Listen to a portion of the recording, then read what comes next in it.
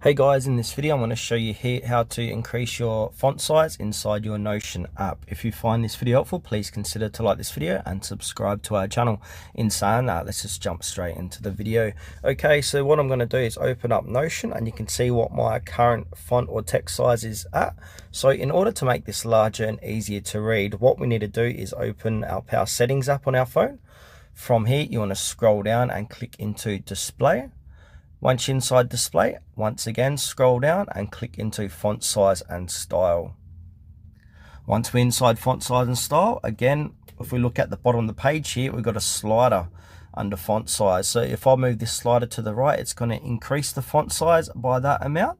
And if I move the slider to the left, it's going to decrease the font size. So have a play around with this slider and choose where you want it to be set at.